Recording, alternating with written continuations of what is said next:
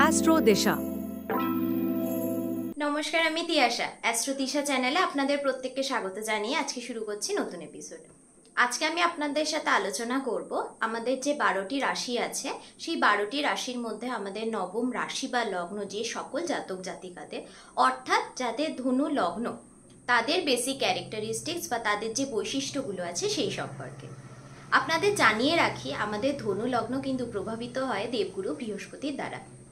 এই সকল জাতক জাতিকারা কিন্তু ফ্রিডম লাভিং পিপল হয়ে থাকে বা স্বাধীনচেতা মানুষ হয়ে থাকে। নিজেদের স্বাধীনতাকে সবার প্রথমে এরা রাখে, পছন্দ করে না সেখানে কোনো থার্ড পার্সন এসে ইন্টারফেয়ার করুক এদের লাইফে, হ্যাম্পার করুক এদের লাইফটাকে। তার সাথে সাথে ওয়েল ফোকাসড মানুষ হয়ে থাকে। একবার যে গোলটা এরা জীবনে সেট করে নেয় সেটা কিন্তু অ্যাচিভ করেই ছাড়ে, তারপরে এরা হাল ছাড়ে। চট করে এরা হাল ছেড়ে দেওয়ার পাত্রই হয় না। নিজেদের বুদ্ধির দ্বারা, নিজেদের জ্ঞানের দ্বারা কিন্তু নিজেদের গোলটাকে অ্যাচিভ করে এবং ফোকাস থেকে চট করে এরা সরে যায় না। এরা যে পথটা সঠিক সেই সঠিক পথে থাকতে পছন্দ করে, কখনোই কিন্তু সত্যের পথ থেকে এরা দূরে সরে যায় না। অর্থাৎ সঠিক এবং সত্যের পথ মেনেই কিন্তু এরা সবসময় চলে। নিয়ম শৃঙ্খলা প্রচণ্ড মানে ল অ্যান্ড অর্ডার এদের কাছে কিন্তু বিশেষ করে প্রায়োরিটি পায়। এরা ল অ্যান্ড অর্ডার থেকে কখনোই দূরে সরে যায় না। এরা জানে যে জীবনে একটা স্পেসিফিক ল অ্যান্ড অর্ডার আছে, একটা নিয়ম আছে, যে নিয়মে আমাকে জীবনে চলতে হবে। আমি সেই নিয়মটা মেনেই চলবো, সেই নিয়ম থেকে কখনোই আমি বাইরে যাব না। এরা কিন্তু চট করে দেখবেন না যে বেনিয়ম হয়ে কোনো নিয়ম শৃঙ্খলা ভেঙে যা ইচ্ছা তাই কাজ করছে, তা কিন্তু নয়। এরা যা কিছু করুক না কেন সব কিছু উইদিন ল অ্যান্ড অর্ডারের মধ্যে করে। নিজেদের জীবনে পর্যন্ত এদের একটা সিস্টেম থাকে, সেই ফুল সিস্টেমের মধ্যে দিয়ে এরা চলে। এদের মধ্যে দার্শনিক চিন্তা আপনারা দেখতে পাবেন, দার্শনিক চিন্তা ভাবনা এদের মধ্যে দেখতে পাবেন, কারণ ফিলোসফি এদের একটা খুব ফেভারিট সাবজেক্ট হয়ে থাকে। এরা সবসময় ফিলোসফি নিয়ে পড়াশোনা করতে পছন্দ করে এবং দর্শন শাস্ত্রটা কি, কেন, কিভাবে এসেছে সেটাকে বোঝার এরা সবসময় চেষ্টা করে। এদের মধ্যে তাই জন্য একটা দার্শনিক দিকও আপনারা লক্ষ্য করতে পারবেন। আর এরা কিন্তু শিক্ষক হয়, অর্থাৎ এরা মানুষকে শেখাতে বোঝাতে সক্ষম হয়। এদের মধ্যে যে জ্ঞান ভাণ্ডারটা আছে সেটা কিন্তু চট করে বোঝা যায় না, কিন্তু এদের সাথে যত আপনারা মিশবেন তত বুঝতে পারবেন এদের মধ্যে যে জ্ঞান ভাণ্ডারটা আছে সেটা কতটা গভীর, কতটা ডিপ। এবং আপনারা যত মিশবেন তত বুঝতে পারবেন যে কত কিছু এদের থেকে শেখার আছে, নতুন কিছু জিনিস শেখার আছে এদের থেকে, নতুন কিছু জিনিস জানার আছে। যে একটা জিনিসকে আমি দেখছি সেটাকে কত রকমভাবে দেখা যায় এবং কোন কোন দিক থেকে দেখলে তার ভালো দিক কী, তার খারাপ দিক কী, সেইগুলোও কিন্তু আপনারা বুঝতে পারবেন। খুবই পজিটিভ পিপল হয়ে থাকে এরা, পজিটিভ থিঙ্কার হয়। জীবনে যা যা ভালো জিনিসগুলো আছে সেই জিনিসগুলোকে নিয়ে এরা ভাবতে পছন্দ করে। ভালো জিনিসগুলোকে আরও ভালো কী করে করা যায় সেটাও কিন্তু এরা সবসময় চেষ্টা করে আসে। আর জীবনের যে খারাপ দিকগুলো আছে, আমরা প্রত্যেকে জানি জীবনে খারাপ ভালো দুটোই আছে। এরা যে খারাপ দিকগুলো আছে সেই খারাপ দিকগুলোকেও কিন্তু রেকটিফাই করার চেষ্টা করে, অর্থাৎ খারাপ জিনিসটাকে ভালো করার চেষ্টা করে আর ভালো জিনিসটাকে আরও ভালো করার চেষ্টা করে। সেই জন্যে কি হয়, এদের দেখবে না চট করে ডিপ্রেসড হয়ে পড়তে, কারণ এরা সবসময় জানে যে জীবনে খারাপ ভালো দুটো নিয়েই চলতে হবে, কিন্তু দুটো জিনিসকেই যদি আমি ঠিকঠাকভাবে চলতে পারি, নিয়ে একসাথে নিয়ে যদি আমি ঠিকঠাকভাবে চলতে পারি তাহলে কিন্তু জীবনে কোনো কিছু ভুল হবে না। সেই জন্য এরা প্রচুর মানুষকেও এই একই কথাটা বলে বা একই কথাটা শেখানোর চেষ্টা করে যে জীবনে খারাপ ভালো আছে কিন্তু তোমাকে দুটো নিয়েই চলতে হবে। এবার তুমি কীরকমভাবে চলবে সেটা তোমার ব্যাপার, কিন্তু সবসময় চেষ্টা করবে যে পজিটিভভাবে চলার, মানে অপটিমিস্টিক ওয়েতে চলার সবসময় তোমরা চেষ্টা করবে, ভালো জিনিসগুলোকে নিয়ে চলার চেষ্টা করবে। আর যা যা কিছু খারাপ আছে সেগুলোকে হয় নেগলেক্ট করবে, নইলে সেগুলোকে রেকটিফাই করার চেষ্টা করবে। ধার্মিক মানুষ হয়ে থাকে, ধর্ম চর্চা আলোচনা ইত্যাদির মধ্যে এরা অংশগ্রহণ করে, পার্টিসিপেট করে, কারণ এগুলো এদের পছন্দ। এদেরকে আপনারা যদি একটু কাছ থেকে খেয়াল করেন দেখবেন তাহলে এদের মধ্যে কিন্তু ধর্মের ব্যাপারে প্রচুর জ্ঞান আছে।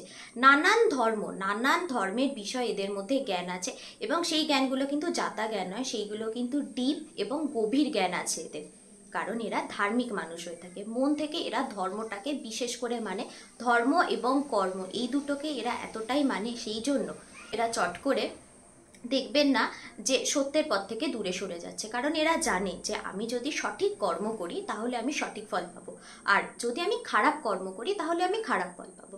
সেই কারণেই কিন্তু এরা সবসময় সত্যের পথে চলার চেষ্টা করে।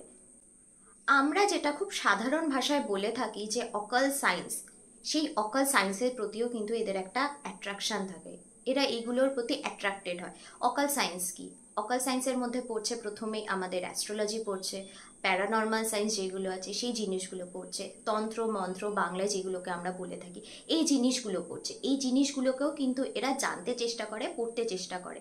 কিন্তু তার মানে এই নয় যে সব যত ধনু লগ্নের জাতক জাতিকার আছে প্রত্যেকেই ধর্মচর্চা করে, অকাল সায়েন্স চর্চা করে, অর্থাৎ তন্ত্রমন্ত্র ইত্যাদি করে এরা সন্ন্যাসী হয়ে যাবে বা তান্ত্রিক হয়ে যাবে, তা কিন্তু নয়। এই জিনিসগুলো এদের ভালো লাগে, অর্থাৎ এগুলো এদের প্যাশন হয়ে থাকে, যে জিনিসগুলো জানি বুঝি একটুখানি, কি হয়েছে জানলে বুঝলে।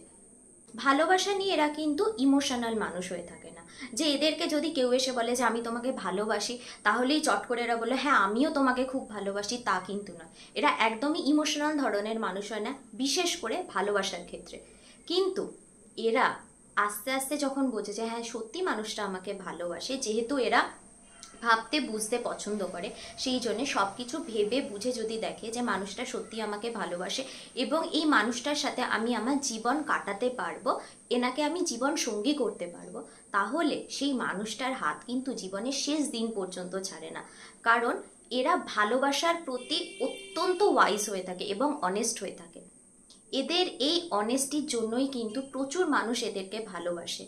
কারণ এরা একবার যে কথাটা বলে দেয়, একবার যে কথাটা দেয় একটা মানুষকে, সেই কথার খেলাপ কিন্তু এরা করে না, কারণ এরা সাপোর্টিভ মানুষ হয়ে থাকে।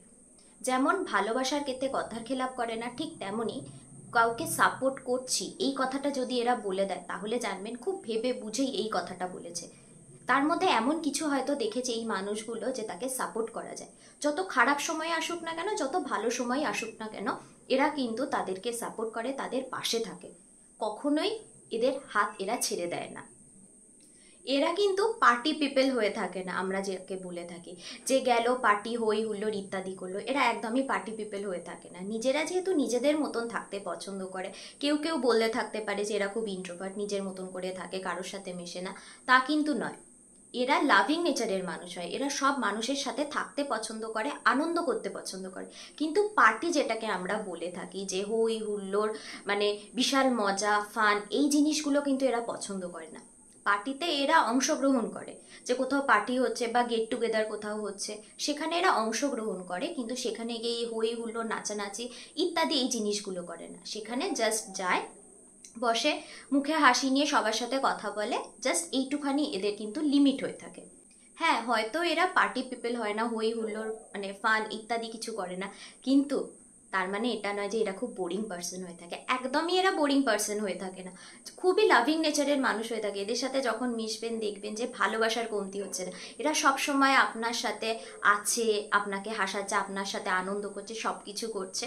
তার সাথে সাথে এদের সাথে মিশতে গেলে একটা জিনিস কিন্তু মাথায় রাখবেন, এরা অ্যাডভেঞ্চারাস পিপল হয়। এরা অ্যাডভেঞ্চার পছন্দ করে, যেখানেই এরা দেখে, যেদিকেই দেখে যেখানে অ্যাডভেঞ্চার আছে, সেখানেই কিন্তু এরা আগে ছুটে যায়, যে দেখি নতুন কিছু যদি আমি এখান থেকে জানতে পারি, দেখতে পারি কি আছে এর মধ্যে। এরা অ্যাডভেঞ্চারাস পিপল হয়। আর অ্যাডভেঞ্চার করার সময় কিন্তু মাঝে মাঝে বন্ধুদের নেয়, মাঝে মাঝে আবার নিজেরা একাই, হয়তো সেই আকর্ষণটা এত বেশি থাকে অ্যাডভেঞ্চারের প্রতি, একাই এরা চলে যায়, যে কেউ আমার সাথে যাচ্ছে না, নো প্রবলেম, কোনো অসুবিধা নেই, আমি একাই চলে যাব। ধনু লগ্নে জাতক জাতিকাদের একটাই যেটা মাইনাস পয়েন্ট, সেটা হলো ওভার থিঙ্কিং, অত্যাধিক চিন্তা করা। এরা সব কিছু নিয়ে ভাবে, বোঝে বা জানার চেষ্টা করে, কিন্তু মাঝে মাঝে কি হয়, এই ভাবা বা বোঝা বা এই ভাবনার লেভেলটা এতটা এক্সট্রিম হয়ে যায়, যেটাকে আমরা বলে থাকি ওভার থিঙ্কিং। আর এই ওভার থিঙ্কিং করতে করতে একটা টাইমে গিয়ে দেখা যায় যে এদের প্রচণ্ড প্রবলেম হচ্ছে ডেলি লাইফে, ডেলি রুটিন মেনটেন করতে এদের প্রবলেম হয়ে যায়। আর ডেলি রুটিন যখন মেনটেন করতে এদের প্রবলেম হয়ে যায়, তখন এরা নীল হয়ে যায়, ব্ল্যাঙ্ক হয়ে যায়, এরা বুঝতে পারে না কি করব, কি ভাববো, হয়তো মাঝে মাঝে ডিপ্রেসড হয়ে যায়, শুধুমাত্র এদের এই ওভার থিঙ্কিংয়ের কারণে। আর একটা যেটা খুব ছোট্ট প্রবলেম, এটাকে আপনারা নিজেরাই নিজে রেকটিফাই করতে পারবেন, সেটা হচ্ছে আপনারা যে গোলটা সেট করেছেন, যে আমি এই লাইফে এই গোলটা সেট করেছি, এটা আমাকে অ্যাচিভ করতেই হবে, এই জিনিসগুলো থেকে হয়তো ওভার থিঙ্কিংয়ের কারণেই কিন্তু আপনারা সেই পথ থেকে একটু দূরে সরে যান। আপনারা একটা গোল সেট করেছেন যে আমরা এই দিকে যাব, কিন্তু হঠাৎ করে এই ভাবার জন্য, ভাবতে ভাবতে হয়তো আপনারা বললেন না ওই দিকে যাব না, আমার মনে হচ্ছে ওই মানে উল্টো রুটটা ইউজ করা উচিত। তখন কি হয়, আপনারা জীবনে যে গোলটা সেট করেছেন সেই নিজেরাই এটা হয়তো রিয়েলাইজ করেছেন যে যে গোলটা সেট করেছেন, যে টাইমের মধ্যে হয়তো ভেবেছিলেন অ্যাচিভ করবেন, সেই টাইমের মধ্যে অ্যাচিভ করতে পারেননি, বা সেই গোলটা অ্যাচিভ করতে গিয়ে হয়তো প্রচুর প্রবলেম হচ্ছে। সেই জন্য ওভার থিঙ্কিংটা বন্ধ করুন, তাহলেই দেখবেন যে প্রথমত আপনারা যেই মাঝে মাঝে ব্ল্যাঙ্ক হয়ে যান, ডিপ্রেসড হয়ে যান, এই জিনিসটাও হবে না। তার সাথে সাথে যে গোলটা নিজেরা জীবনে সেট করেছেন সেই গোলটা থেকেও কিন্তু অন্য পথে আপনারা চলে যাবেন না।